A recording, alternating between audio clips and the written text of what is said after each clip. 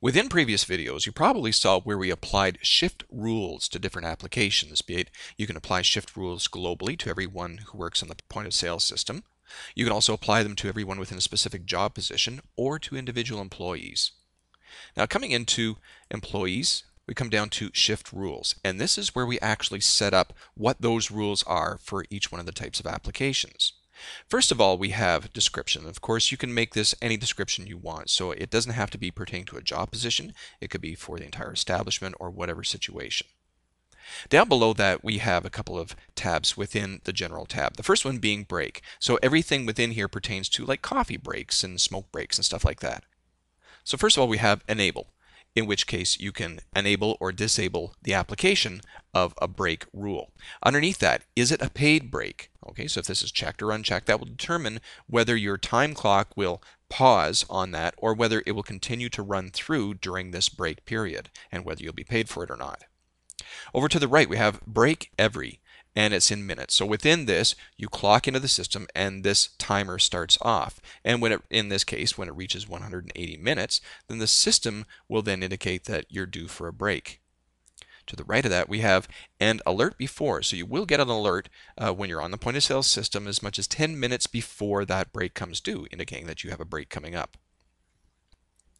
Next, we have minimum required duration. Okay, so what is the minimum time required for this break to take place? Because in some areas, depending on where you are, this may be a law that certain employees, maybe of a certain age or job position or whatever the case, must take breaks at a certain period of time for a certain duration and so on.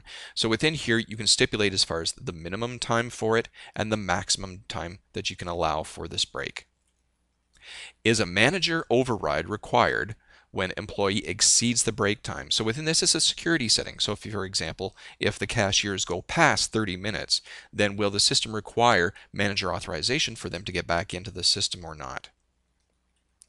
Can the employee waive a break? And so within this, we have some settings pertaining to this. So in the event that things are just so busy and the employee says, you know what, I just don't have time to take this break right now, so I'm just going to waive it. Then within here, you can dictate the security levels to determine whether they can do that or not. And if so, then whether a manager can authorize it or not. Early break in. Okay, so in this case, if they want to take their break early, then you can determine in here whether to allow it or not allow it. And if you do allow it, then does it require manager authorization or not? The next tab over is meal break. And within this, the settings are pretty well the same as they are for just a general break. But in this, it identifies that this is being a meal break, for example, a lunch break or a dinner break or something like that. Because in some areas, the laws are different pertaining to when they take a coffee break versus a meal break. And so we have two separate sections for that. On the Advanced tab, we also have Upon Clock-In. Now, for this shift rule, however, it's applied within the system. Any employees that pertain to it, you can have this message show up as soon as they clock into the system. It may contain information pertaining just to breaks in general, or what the state laws are, or the provincial laws pertaining to breaks and when they have to take them and so on like that, or whatever message you need to put within there. Additional options. Overtime worn hours in a day. So for example, within this, if they work X number of hours, then you want, within the shift rules application at the front end, the manager to be warned that this person is coming up on overtime. So you might want to make sure that they clock out before you start paying overtime and so on. So that's how you go about setting up shift rules.